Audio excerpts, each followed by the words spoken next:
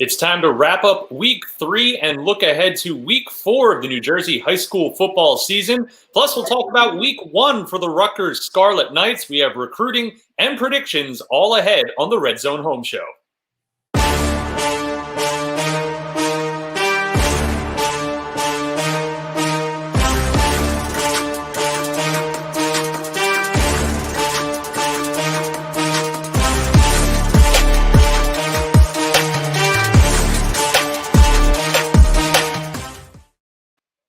Hello and welcome into the Red Zone Home Show. I'm Ryan Ross. Week 4 of the high school football season is upon us, and we have a lot to get through and another big show planned for you. Thank you for tuning in live on Facebook and Twitter. To start the show, we're going to go to the Shore and North Jersey, and to help us with that, we have from the Asbury Park Press, Steve Falk, and from NorthJersey.com, Darren Cooper. Guys, welcome back. Lots to get through this week. Steve, let's start with you at the Shore. We wrap up week 3, and now let's look ahead to week 4. Actually, Wall made a statement last weekend with a solid 22-0 win over Jackson Memorial, in which they basically stifled the Jackson Memorial offense. But let's look ahead to what might happen 3 weeks from now in the Shore and around the state. The NJSIAA has basically created a postseason that would be made up of pod systems of 4 teams each. And basically, they've left it up to the 5 leagues and conferences to match their teams up accordingly. In the Shore Conference, this can be a golden opportunity, even though there's no championships to be awarded this year, for the Shore Conference to create a quote-unquote unofficial Shore Conference championship for the fans, and for us in the media who can say so-and-so winds up ranked number 1 in the Shore. And in this top pod, the Shore Conference could match up Wall, which has won 16 straight games against Shore Conference opposition and is ranked number 4 in the state rankings. They could put Donovan Catholic in there, who has been mauling people so far and is ranked, I think, 12th in the state rankings. They can put Red Bank Catholic, who is coming off a very impressive win over Rumson Fairhaven. They can put maybe Rumson Fairhaven in there if Rumson Fairhaven runs the table the rest of the way. Or they could put Southern Regional in there, who is off to a 3-0 start and was dominant against Toms River North the other day behind running back Jaden Brown. Southern will get a chance in a couple of weeks when they play Donovan Catholic. And maybe this is a way the Shore Conference down the line can do, Darren, what the NJIC up your way has done for several years now and create a 4-team championship and create pods all the way down the line in week 7 and 8 where you can match teams up accordingly by strength of program. It is a great system, Steve, and I'm excited to see how the pod's going to develop. Yeah. But I got to go back up. Who was that big guy scoring that touchdown there for Donovan Catholic? That is a lineman named Cameron McNair, who I think Chris Melvin is going to have featured in his spot later. He is a big boy and a growing boy. That is a big man touchdown. And William Perry touchdown. Yes, sir. We love big guy touchdowns on this show. And for what Steve's talking about, too, by the way, friend of the show and our columnist for the Asbury Park Press, Steve Edelson, wrote a little bit about this pod system and what high school football might look like going forward should we go this route. Darren, too, up north, we have a battle of the Saints, Peters, and Joes, and then we have some rivalry games to look forward to this week. Hey, Ryan, the beat went on for St. Peter's Prep. St. Joe's got an early touchdown, second offensive play of the game, Blake Whitmore with this touchdown pass, but the rest of the game was really dominated by our number 1 state-ranked team, St. Peter's Prep. The Marauders are now 3-0. Looks like they'll be 5-0 against the big showdown against Bergen Catholic in a couple of weeks. That'll be a big one. But I want to look ahead to some big matchups on week 4 up in North Jersey. One I've got my eye on is Wayne Hills taking on Northern Highlands. Steve, you can relate to this. We've got our first triumvirate where one Team A beat Team B, beat Team C, and that's Northern Highlands, Wayne Valley, and Wayne Hills. So now we'll get to rectify that issue. Wayne Hills and Highlands used to be in the same league together, played each other forever, and the last 21 meetings, Wayne Hills has beaten Northern Highlands. It really should be a good one. The other one is another one both you guys can relate. You know, some of our schools in town don't exactly like one another all the time. And we have the Battle of Outwater Lane in North Jersey between Garfield and Lodi. Last year, Garfield won 41-21 in a game that was hard-hitting, to say the least. And the Boilermakers have won 6 in a row in this rivalry. Both teams come in 2-1. They both have an outside shot at a division title. Garfield has another good running back this year by the name of Jared George. So that's good. That's the 2 big marquee games this week. Northern Highlands against Wayne Hills, and Garfield and Lodi up in North Jersey. Us wrestling fans love the triangles to play around with. That's true. That's true. What the criteria is at that point when they're all 1-1 against each other. You just go subjective. And Steve, quickly too, another unfortunately delay at the shore too with Point Pleasant Beach. Yeah, Point Pleasant Beach had to shut down this week because of a COVID-19 issue. They were supposed to play Shore Regional, and Shore Regional had to scramble to find a game, and they found a game today against St. Thomas Aquinas, who's also 2-1. Those teams will play Friday night. And speaking of scrambling to find a game, Wall was supposed to play Manalapan Friday night, but Manalapan had to shut down last week because of a COVID-19 issue, and Wall is still looking for somebody to play.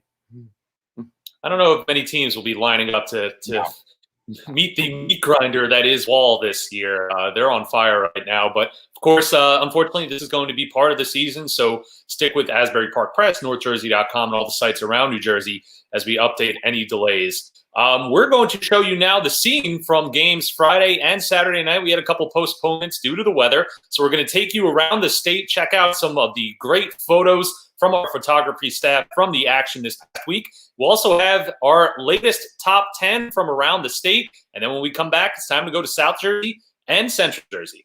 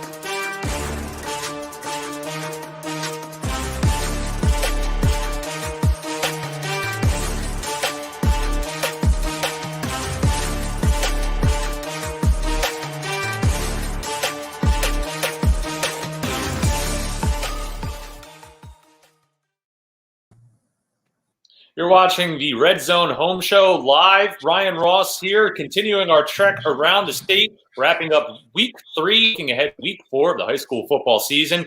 Now we're going to visit in with South Jersey and Central Jersey from CourierPostOnline.com. We have Josh Friedman.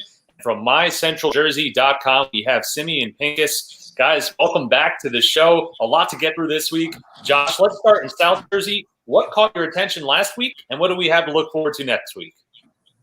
Well, our game of the week last week was St. Augustine hosting Hammonton, an emotional day for their coach, Coach Pete Lancetta, St. Augustine's coach, who coached at Hammonton for 26 years.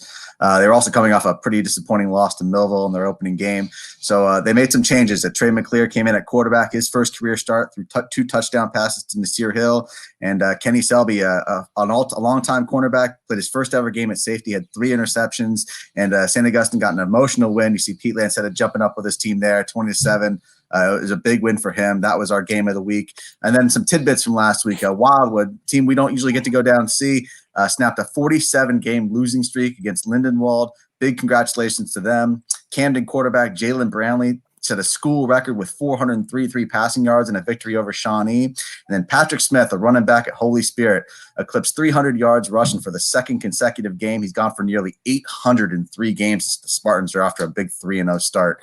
As far as this week's concerned, I wouldn't say it's the greatest schedule I've ever seen, but there are some great games to look forward to.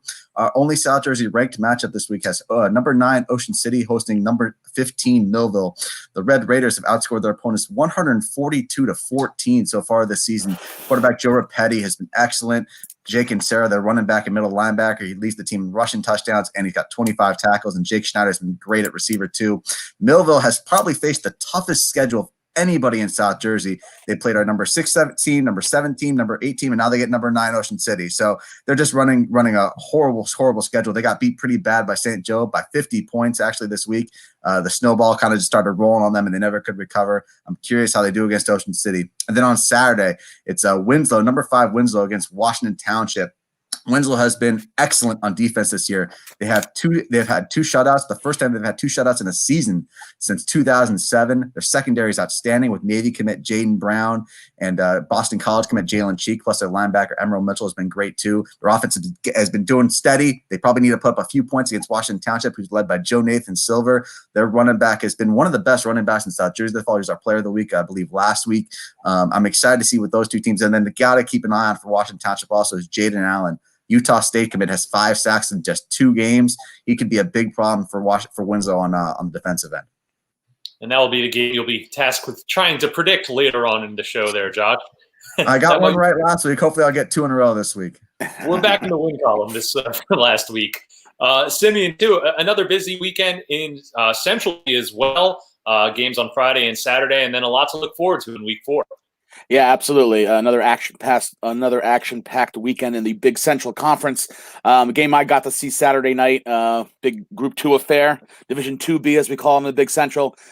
Bernards defeating Governor Livingston 34-7. Basically, the week before, Governor Livingston was able to do something that Bernards has not been able to do, and that is knock off a 3-time defending sectional champion Hillside.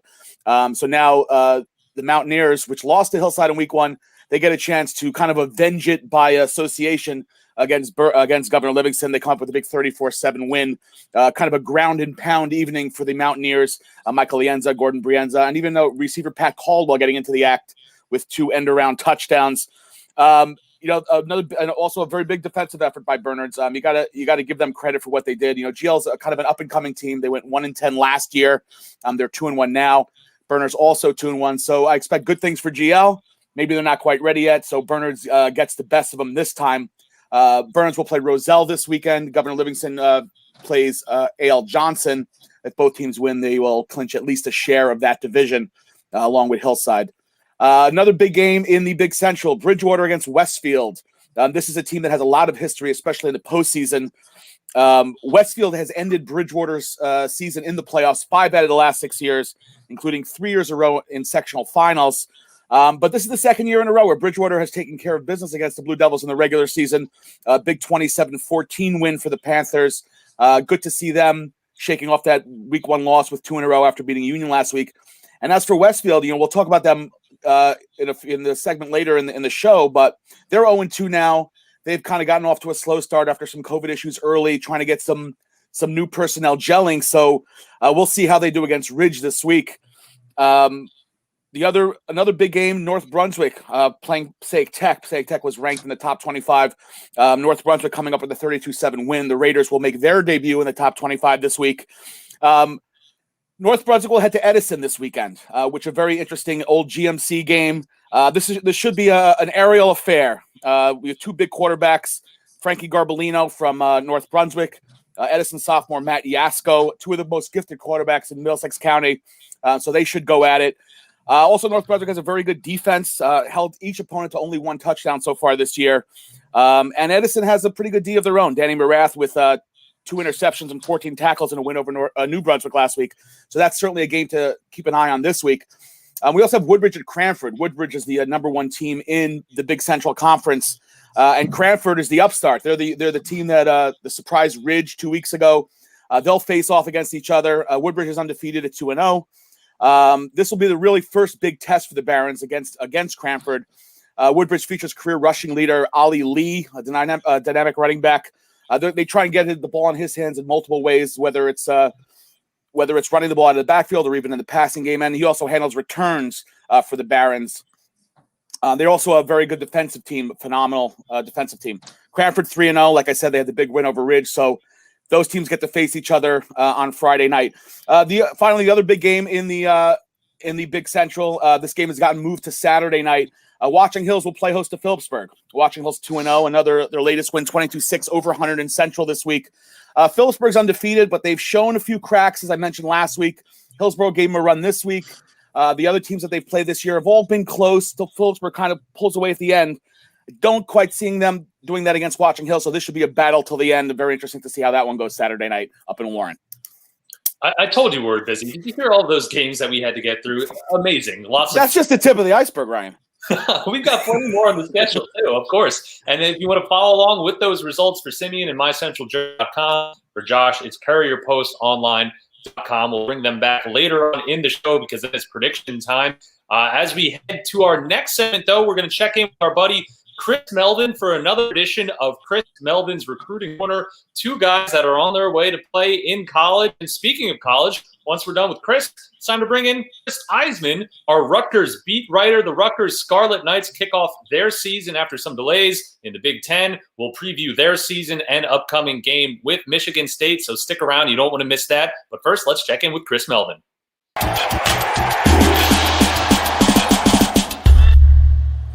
Hi, this is Chris Melvin. Welcome to the Chris Melvin Recruiting Corner. This week, you're going to get a 2-for-1 special. We're at Donovan Catholic, where we highlight one of the state's top sibling duels. Senior Cam McNair and Junior Karan Taz McNair, a.k.a. the Smash Brothers. Training with former UMass and Lacey Star offensive lineman Tyrell Smith and powerlifting with the Griffin strength coach Mark Deppin, the duo has been praised for their hard work and dedication on and off the field. Cameron's first offer came from West Virginia and has a total of 9 on the table for the 2021 recruit, whose dream schools are Penn State and Florida State. Karan's first offer came from HBCU, Delaware State, followed by Old Dominion and UMass. His dream schools are Virginia Tech and Rutgers. The 2022 recruit wants to be a mechanical engineer. Coach Dan Curcion's Griffins are loaded with talent on both sides of the ball. But when it comes to recruiting, the Smash Brothers are a big reason why colleges are coming to Towns River, New Jersey.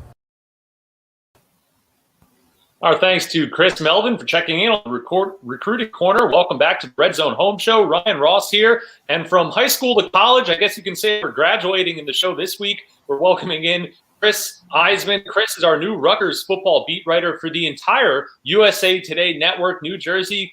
Chris, welcome to the show. We're finally getting to talk Rutgers football. Yeah, thank you. It's great to be on with you guys. No secret, it's been a crazy offseason, not just for Rutgers, but for football teams everywhere, especially in the Big Ten, where we had the season canceled only to have it reversed. So let's just talk about this improbable 2020 season that's finally going to kick off Saturday. Yeah, it really is amazing that we're at this point. Obviously, like you said, we all know what happened. It's been quite the saga with the Big Ten postponing the season in August and deciding to try to play in the spring, and then reversing course a month later when the rest of the Power Five kind of just decided to forge ahead and see what they could do this fall. So we're finally here against the odds, and it's game week, and the college football landscape is going to get a lot more interesting on Saturday. What can we expect out of the Scarlet Knights this year? Of course, kind of lost in all the craziness is the fact that Greg Schiano is back to coach the team. But how's the squad looking, and what can we expect from them? Yeah, that's a great question, and I'm not sure even Rutgers knows what they can expect from themselves. It's been such a crazy offseason, obviously no spring practices. This new coaching staff really hasn't had a ton of time to work with these guys. The training camp was accelerated to kind of fit this shortened timeline in to get the season started. So I think Rutgers is a bit of a team of mystery at this point. They're still trying to figure some things out. We know that, it's the quarterback situations is either going to be Art Sikowski or Noah Vedral starting. That could be a game time decision. So, I think it's going to be really interesting to see what they look like, and not just Rutgers, but every team in the Big Ten, because like I said, it has been such a strange offseason. They're still a bit of a team of mystery at this point, and it's going to be really interesting to see what they look like. And kind of the two big questions to answer are, who is the quarterback, and can Rutgers finally break that 21-game losing streak in conference? Yeah, absolutely. I mean, that's going to be key. I think that they have to try and get a win. You don't want that extending into next season, taking that losing streak again into another year. The quarterback situation is certainly interesting. You have a guy, Noah Vedral, graduate transfer from Nebraska. who could be a good fit for Sean Gleason's offense. He wants to run the no-huddle, up-tempo system, which Vedral ran at Nebraska under Scott Frost. But then you have Art Tukowski, who played 3 games last season before taking a red shirt. He showed some steps last year that, he was kind of moving forward and progressing. But those 2 guys certainly, they separated themselves in the quarterback competition in preseason, and now they're going to have to continue to see what they can do, this week. And we'll see what happens on Saturday with who Greg Schiano and his coaching staff decide to start. And of course, the elephant in the room for Rutgers and every team that's trying to play this fall is whether this season can continue without any interruptions due to COVID-19. I know that's impossible for you to answer, Chris, but what are the thoughts on that, and what are the teams looking at? Yeah, that's going to be the kind of the looming question. Right now there's been about 30 college football games that have been postponed, moved around because of COVID outbreaks, and obviously contact tracing that has taken other players out because they have to quarantine. In the Big Ten, they have this 8-game +1 schedule. And there's no bye weeks built into it. It's just going to be 9 straight weeks of games. And if there's an outbreak, it's going to be really tough to see how the Big Ten is going to move these games around. So they're hoping that the daily rapid testing kind of alleviates that concern, that they can figure out every day who's available. And if anybody, tests positive, that they can isolate them quickly and kind of alleviate a lot of those contact tracing concerns. But certainly it's going to be tough, I think, at times. We'll see what happens, especially once these teams start traveling and kind of getting exposed to more people on the road and in different environments. The possibility of potentially contracting some sort of outbreak is going to increase a bit. So it's going to be interesting to see how this all works out. And we'll get your prediction later in the show, but let's talk about this matchup with Michigan State and Rutgers. You'll be out in East Lansing along with the Scarlet Knights in a big empty stadium, but what can we expect from this matchup? Yeah, look, it's 2 teams kind of in similar spots. I mean, obviously, Michigan State led by Mel Tucker, so they have a new coach. It was kind of a frenetic offseason for them, too, with Mark D'Antonio retiring kind of late in the game, and then an interesting coaching search to land Mel Tucker. So and they're also having a quarterback competition, so they don't know who they're starting yet. That decision could come later in the week or at game time also. And they have a lot of questions on the offensive side of the ball, too, kind of an uncertain offensive line. Some inexperience at the skill position. So in some ways, this is going to be an interesting matchup just because it's 2 teams in very, very similar spots and kind of a rebuild under new coaching staff. So, it's going to be an interesting game for sure. I know we're all looking forward to it. We're looking forward to your coverage, hopefully all season long for an uninterrupted season. Hopefully. Chris Iseman, like I said, he's the beat writer for Rutgers football for the entire USA Today Network, New Jersey. You see his Twitter handle right there at Chris Iseman. So be sure to follow him for all of the Scarlet Knights news that you'll need. Chris is going to make his prediction later in the show, too. We'll have all the predictions for our big high school games from around the state. But before we get to that, we're going to take a trip up to DePaul Catholic and check in with Andrew Butler for the latest installment of our 100-yard walk. We're at DePaul Catholic High School for our 100-yard walk with Spartan senior quarterback Andrew Butler. Andrew, how are you doing today? I'm doing good. How you doing? Hey, I'm good. Thanks for joining us. So, Andrew, first question we ask everybody is, how's your family been doing through this last 6 months? Been a lot going on, Yeah, fortunately the family has been able to stay all safe. Everyone's home, back at work now. No one is sick, so we've been lucky. So how'd you become a quarterback, Mr. Butler? I became a quarterback just through watching football and playing it. My favorite team was always the Giants, and I got to see when Eli Manning won the Super Bowl against the Patriots, and that's when I decided to become a quarterback. Yeah, but Giants aren't doing too well right now, right? No, not right now, unfortunately. How much time do you spend devoted to your craft, working on your game at quarterback? You got to devote a lot of time. I definitely do something every single day, whether it's strength conditioning, work on my skill set, or just watching film. So there's definitely time every day. And what's your favorite part about playing quarterback? My favorite part, I would say, is just the leadership role that you have to take. You're kind of like a coach on the field. You have to run the whole offense. So just trying to get everyone in the right position, getting them to succeed. How good is this DePaul team? I think this is a really good team. We have some special athletes on the team. We're all coming back pretty much, so we've been playing together, so I think we should have a really good season. Mr. Butler, it was great having you on the 100-yard walk on the Red Zone. That's Andrew Butler, senior quarterback at DePaul. From Michigan State Spartans to DePaul Catholic Spartans, thanks to Andrew for that. Be sure to check out the full video at northjersey.com. Now it's prediction time. We have our Red Zone Pick 6 about to get underway. I guess you could say we have an extra point this week because we're picking 7 games with Rutgers included in that. But before we get Scarlet Knights, let's start with Darren in North Jersey, Clifton and Montclair. Hey, COVID takes away, but COVID also sometimes gives us good matchups like this one, Clifton against Montclair. They used to be NNJIL rivals. For those of you who know, that's the old league. Clifton's coming off a good win over Eastside 17-6. I was actually impressed with Eastside hanging with Clifton a little bit. I'm going to take the Mustangs to take down the Mountains. And at the Shore, too, it's an all Homedale affair with Homedale and St. John Vianney, Steve. First of all, Simeon, when you get up, I want to know who's using the purple field because that purple field mesmerized me. Now to Homedale and St. John Vianney. A few years ago, the thought that this would be a competitive game would have been kind of laughable. But this is testimony to the job that Homedale head coach Jeff Reynes and his coaching staff and his upperclassmen have done. Homedale has moved into the top 10 in the Shore, and playing Homedale is kind of like going to the dentist. It can be very painful. They run the split back veer. They love to run the clock. They're not afraid to go for it on 4th and 1. They grind you out. Last week, they ran for 325 yards. The week before that against Ocean, they ran for well over 300 yards. Running back Jaden Gallo has had 4 touchdowns in each of the last 2 games.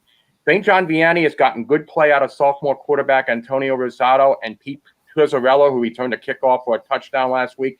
But I'm going to go with the Hornets to grind another one out and improve to 4-0. All right, Homedale to pick over St. John Vianney. To Central Jersey and Simeon we go. Ridge versus Westfield. I'm not sure what purple field Steve was looking at. Might have been a play of lights, or I don't know what's going on there in the Shore area. We got a big one in Somerset County as the Westfield it's in Union County. Ridge will head over to Westfield. Westfield is kind of where Westfield wants to be. Ridge lost that game to Cranford 2 weeks ago, came back with a big win last week over Union. Westfield's 0-2, tough one against St. Joseph Metuchen week 1, another tough loss to Bridgewater last week. So they're hoping now with a couple of games under their belt, they can kind of emerge and do what they hope. So it should be a good game at Keeler Stadium. I like the Red Devils of Ridge in this one. All right, Ridge the pick there. Now to another game we mentioned earlier in South Jersey for Josh. It's Washington Township and Winslow. Yeah, look, I mentioned before Winslow's defense has been outstanding, 2 back-to-back shutouts, and that's why I lean Winslow in this game. That's who I'm picking. You defense wins championships. The defense is playing great. Emerald Mitchell, their linebacker against Joe Nathan Silver, the Township's running back, is going to be the matchup to watch. I think Winslow does just enough on offense. I think this is kind of one of those 14-7, under 20 for both team games, and I think that plays to Winslow's favor. So that's where I'm leaning Winslow today for Saturday night. Now for our college pick and the Rutgers Scarlet Knights taking on Michigan State and East Lansing. Chris, I know Rutgers fans are happy to have the season back, but how happy will they be come Saturday? Well, listen, like I said earlier, this is an interesting game. I think that these teams are more evenly matched than people might realize, especially now that Rutgers has the addition of several transfers, guys like Brendan White from Ohio State at safety. Aaron Cruikshank's going to be interesting as a kick returner and a wide receiver. So I think they're pretty evenly matched, but I'm going to give this one to Michigan State. I just think that being at home, even though it's going to be an empty stadium, it's going to be a little bit more comfortable for them. It's going to be a challenge for Rutgers to kind of, make this trip in COVID times and make those sort of adjustments. So I think it's going to be close, but I'm going to give Michigan State the edge in this one. Back up to North Jersey now to Darren. We have St. Joe's and Don Bosco. All right, both these teams are 1-2 and aren't exactly where they want to be right now. And both teams have had problems on offense. St. Joe's just struggled in the passing game. They only had about 60 yards in the game against St. Peter's Prep. And Don Bosco just doesn't have enough explosive playmakers right now on offense. So I don't see a lot of points in this game at all. Last year when they met in the non-public 4 semis, it was a defensive touchdown by Bosco that ended up being the difference. This year, I think the Green Knights have just enough with Audric Estime. I like them in 14-7, 13-2. I mean, it's going to be something like that. It's not going to be for the faint of heart, but I like the Green Knights. That sounds like a Big Ten score. And finally, our game of the week, Asbury Park Press at the Shore. A surprising, I guess you could say, Colts Neck team taking on Freehold Township. Both of these teams are unbeaten. Now think about it. For those of us who follow Shore Conference football, let's think about that for a minute. Colts Neck and Freehold Township both unbeaten at the halfway mark of the season. Colts Neck is a very solid football team. They're no frills. They like to run the ball with tailback Joe Barsky. They have a big offensive line. They get efficient play out of junior quarterback Tommy Farrell. They impressed me 2 weeks ago when they came back from 21-0 down against Freehold to win by 1 point, 36-35. Freehold Township's coming off a bye because they were supposed to play Manalapan, but Manalapan had the COVID-19 issue, so that game was postponed. Freehold Township has won its 2 games over Howell and Marlboro by a combined 4 points. They've gotten good play from running back Dylan Longo against Marlboro. They got a great all-around game from Matt Cardone against Howell. But I think Colts Neck, with its physical style of play, its running attack, and its big offensive line, will wear the Patriots down, and they will win the game and improve to 4-0. Should be a fun week of high school football around the state. And, of course, we'll be watching Rutgers as well. Of course, NorthJersey.com, APP.com, CourierPostOnline.com, and MyCentralJersey.com, your place to find Darren, Steve, Simeon, Josh, entire team, Chris Iseman as well, covering Rutgers. Thanks, guys, for making these predictions. Thanks for stopping by on the show. Thanks to Chris Melvin, of course, too, for checking in on the Recruiting Corner. And thank you for watching live. We're going to be back next week. We'll recap more action. Thank you for watching live. And be sure to check in for all the scores and results. I'm Ryan Ross, and we'll see you next time.